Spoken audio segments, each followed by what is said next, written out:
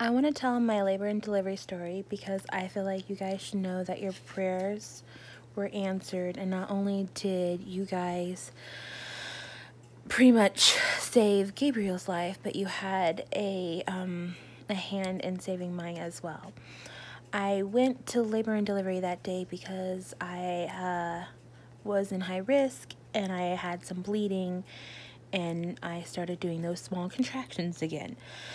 I saw my specialist, and they agreed that the bleeding was probably causing the contractions because it was irritating my uterus. So they wanted to try me without magnesium, and I was able to eat. But when they were trying to get fluids in my IV, it gave out.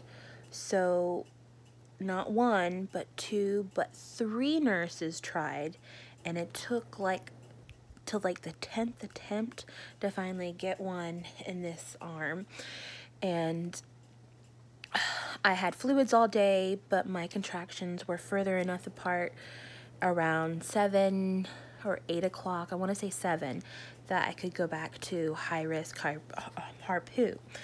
Back in Harpu, I got invited by the nurse Y to like a movie night.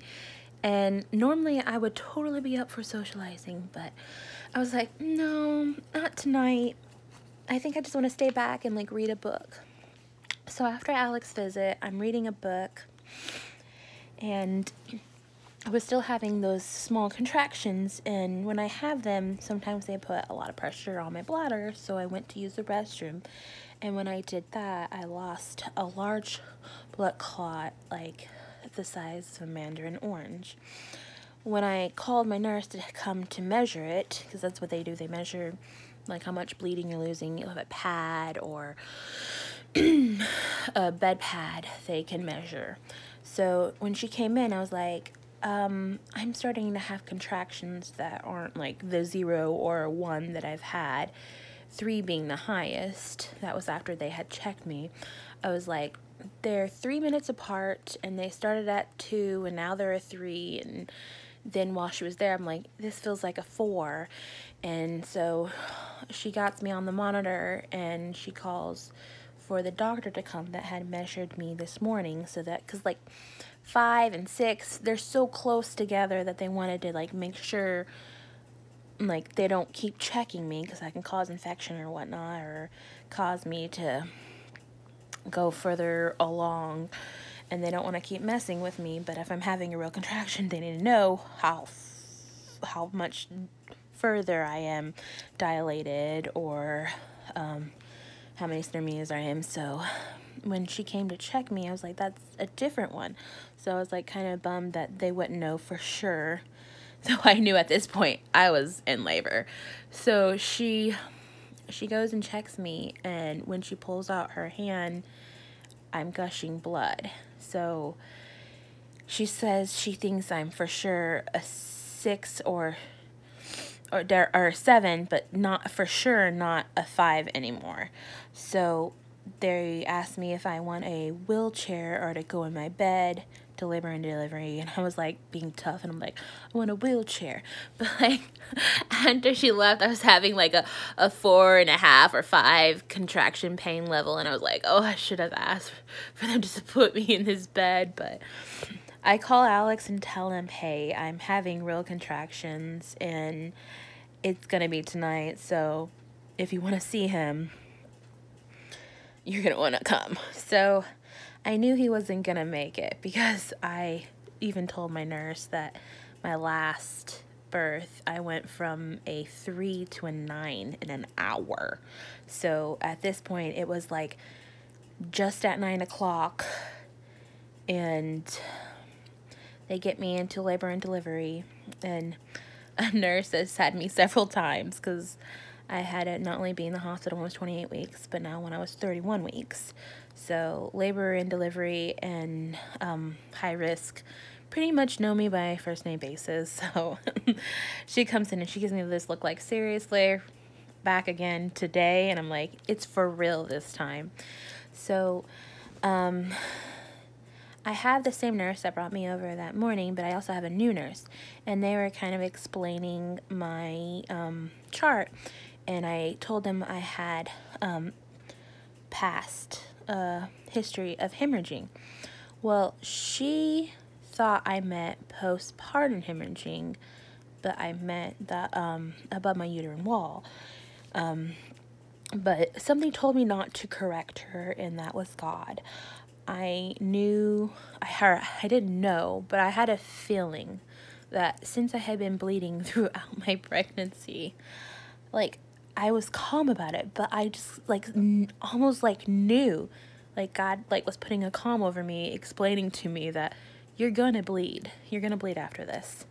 So, I'm laboring by myself, and the pain has definitely gotten to, like, an 8, and they come in and check me, and the first time the baby was too high for the water, like, they knew that, like, it wasn't ready to pop yet.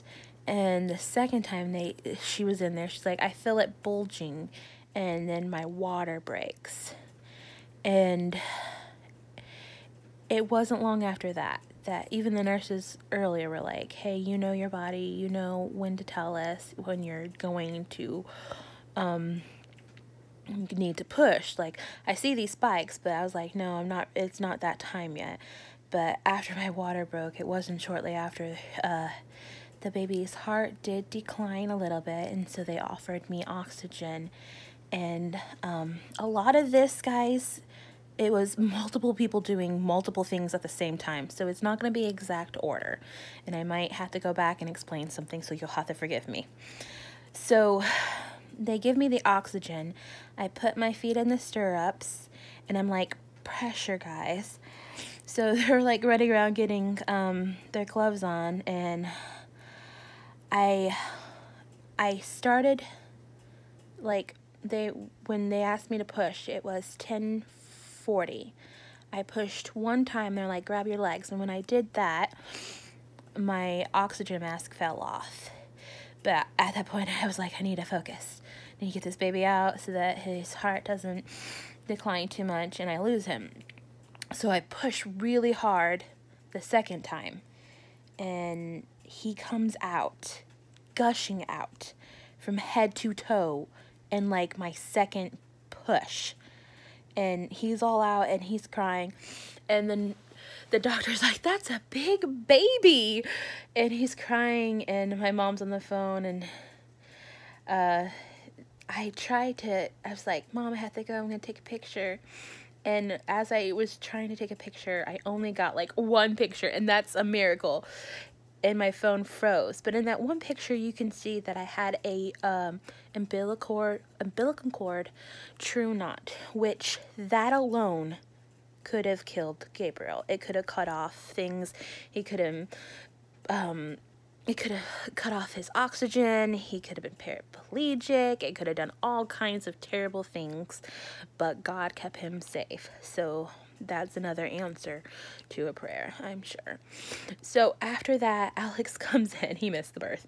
And I beg him to stay with the baby, take pictures, and go with him when they take him to the NICU, because he's only 31 weeks and 6. In a few hours, he was going to be 32 weeks. And even though he's a big baby and he's long, it could be deceiving, but he does not have the development of a full-term baby. So that's another reason why he's in the NICU.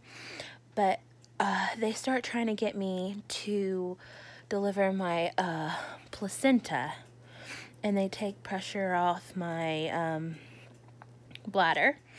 And after my placenta came out, I still felt like I was bleeding and stuff, and so I had postpartum bleeding. So the doctor told them to give me a shot in my right leg, and I'm sorry I don't know the names of these medicines because they gave me so many that night to help, and they gave me an enema, and then they put potassium up on my fluids to get me to stop, or to contract more so that my uterus would close, because I was having postpartum bleeding and bleeding out.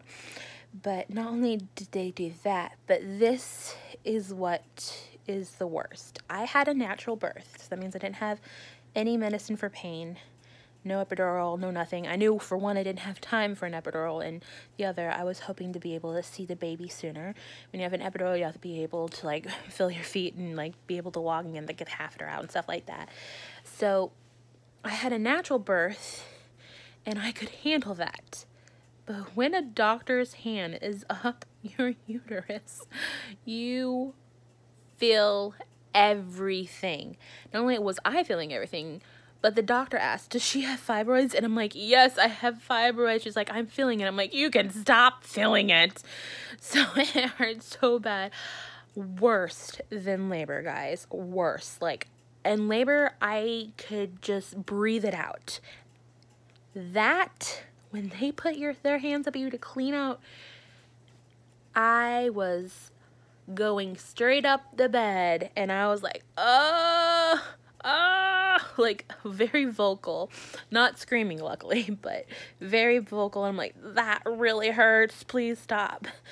And Alex was in the NICU when he came back, and I was at that point with only one nurse, and I was like, I feel burning in my stomach. And so Alex is like, you look so white. So I'm like, I'm gonna throw up. So the nurse is looking around everywhere in this room. Every delivery room is different. I know because I've been in like 10 this week. So, okay, not many. But she's looking around for the barf bag and she cannot find it. I'm like, I'm sorry, I can't hold it anymore. And I'm sure they regret letting me eat that day because there was coleslaw all over the delivery room. I was just barfing coleslaw and like stomach acid and all kinds of fun stuff. So after I do that, I start bleeding again. So the doctor has to come back in, and it's a different one. And she's like, I have smaller hands, but we're going to have to do this. We'll give you something for pain. Well, they look over at my IV, and guess what? Even though they put that in today, it's shot. So as she's digging inside of me with, you know, still nothing for pain, they have another lady on this side putting an IV in, and luckily she got it in one shot, thank you God, so that I could have morphine, which did not do anything, by the way, but at least I could say I had it. It just burned my head, and like that was pretty much it. While she was digging me out, I think it was like 2 times before that, maybe 2 or 3 times, I'm sorry, after I got the morphine. And I, at that point, could barely contain. I was like holding on for dear life to that bed. I would try to relax, like every time they got out their hands out again and blood came gushing out again. But like, I'm like, I can't take this much longer. Like, I just can't take it. And which, that is my pet peeve when I hear someone say I can't. Because I believe you can do all things. Like, there is no such thing as a word can't, because with can, there's a cross, and so you can do all things with Christ who strengthens us, but at that point I was like, I can't do this anymore.